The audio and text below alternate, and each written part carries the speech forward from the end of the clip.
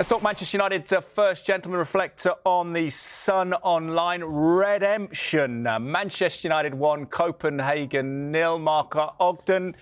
How dramatic was that ending, and how good the leading protagonists involved in terms of the narrative?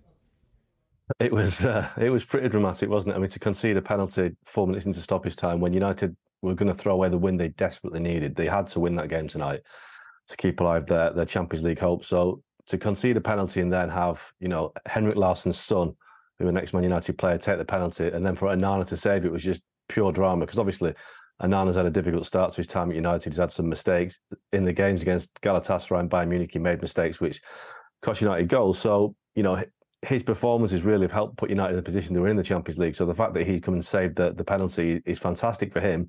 But also Harry Maguire scored the winning goal maybe 10, 15 minutes earlier. And Harry Maguire's also had a very up and down season. So in terms of the narrative, I know Harry Maguire's come out and said after the game that they dedicated that win to Sir Bobby Charlton after, his passing at the weekend. I think from United's point of view, from Erik ten Hag's point of view, the two players that you probably wanted most to have a big game tonight were Harry Maguire and Andre Onana, in the sense that they desperately need the confidence boost that they would get from that. So United didn't play well tonight. They were pretty poor. They were pretty average, but they got the win they needed. And the fact they've got it with massive contributions from two players who've had a really difficult start is a win for United. It's a big win for United, but they didn't play well at all. And it's Man City next, so we have to put it into context.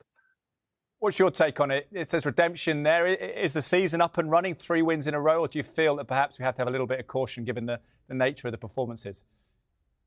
With United, we're sort of now conditioned to caution, aren't we? It's, there've been quite a few of these moments over, say, we sort of bookend that like 10-year period since Ferguson went. We're sort of, they have these little moments. This, I think as Mark was saying there as well, this wasn't actually a good performance. It was incredibly dramatic, and we all love a good redemption tale. And so particularly in the case of Harry Maguire, he's been through an awful lot as a player. He's because of the England thing as well. He's always under scrutiny. He has drawn a lot of criticism. His performances haven't typically been good enough, and so to see him have a moment like that in an important game, that was nice. And I think you'd have to be quite cold-hearted not to feel that. And what I'd also say with Maguire, not so much in United's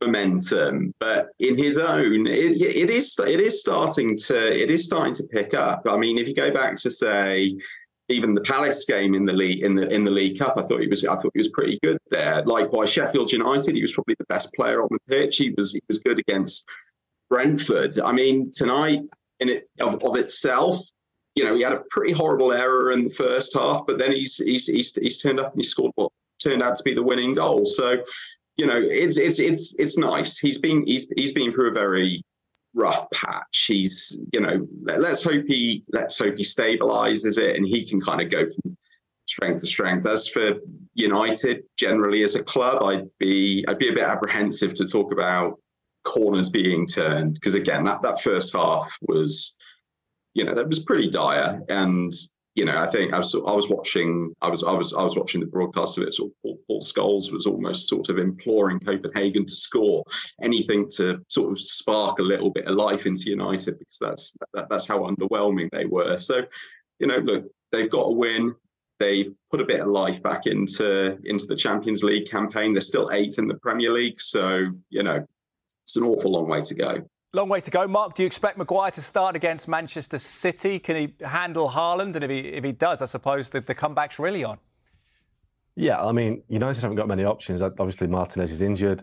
Lindelof's been playing at fullback, and it's either Johnny Evans or Harry Maguire. And I think as good as Johnny Evans has been playing for United this season, I think you have to accept that, Johnny Evans is mid-30s. Harry Maguire is a guy that should be in his prime, and he's a guy that's coming into form. So, I wouldn't expect any centre-half to face Erling Haaland with any relish, but I think he has got a bit of confidence now. He's beginning to form a good partnership with Varane, because they complement each other in the sense that Varane's got the ability on the ball that Maguire doesn't have. And I think maybe this is what Maguire needed to boost his confidence and to cement his place. But United as a whole need to play a lot better than this. And, people like Marcus Rashford, again, have to raise their game, because there's so many of the players aren't performing to the best of their abilities right now. And they haven't won a game yet convincingly this season, United. So although tonight has got them back on track in the Champions League, it would be foolish to say that they've turned a corner, because they haven't.